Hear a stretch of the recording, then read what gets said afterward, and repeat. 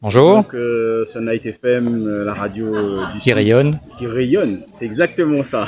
Il a retenu le slogan. Je suis là pour vous poser quelques petites questions concernant la maison de recueillement de Saint-Philippe. En l'occurrence, je vois sur le panneau derrière vous que les travaux seront réalisés en régie. Les personnes qui apportent les fonds sur ce projet sont qui, s'il vous plaît? Alors, avant d'arriver effectivement sur la question du financement, je dois avouer que je ne boude pas mon plaisir aujourd'hui à poser cette première pierre, puisque c'est un projet que l'on attend depuis maintenant quelques années.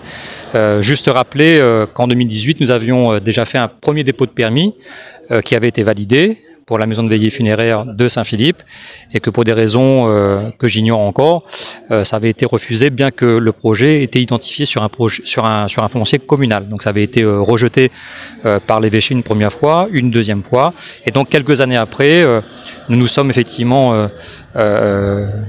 résolus à le faire sur un foncier privé que nous achetons par le biais d'un portage EPFR.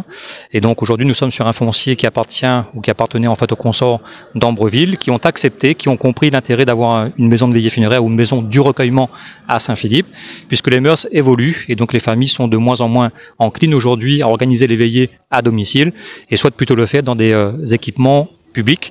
Et donc ce sera un futur équipement qui va être livré plutôt fin 2025, et comme vous l'avez rappelé, c'est un équipement qui va être entièrement réalisé en régie municipale, puisque nous avons travaillé depuis quelques années maintenant à une montée en compétences de nos équipes techniques.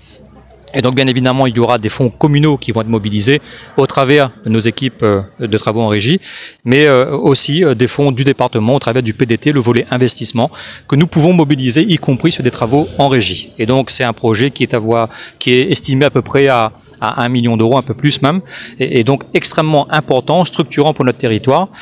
Effectivement ce projet verra le jour ici, en cœur de ville, au lieu du foncier communal à quelques mètres d'ici. Ce sera effectivement en bordure de route nationale, avec encore une fois 2 salles de veillée qui sont prévues, et puis un lieu de recueillement, une fontaine du recueillement. C'est la raison pour laquelle j'utilise plutôt le terme en fait générique de maison du recueillement et non pas de maison de veillée. Mais bien évidemment, il y aura 2 salles de veillée dans cette maison du recueillement de Saint-Philippe, avec effectivement une fontaine du recueillement où les gens pourront venir pour se recueillir et puis effectivement pleurer leurs défunts. Comme je l'ai dit, c'est l'équipement qui va exprimer véritablement la solidarité de toute une communauté de Saint-Philippe à l'égard des familles de Saint-Philippe qui sont des familles endeuillées. Et donc je me réjouis encore une fois d'avoir enfin l'opportunité de poser cette première pierre pour que ce projet voit le jour.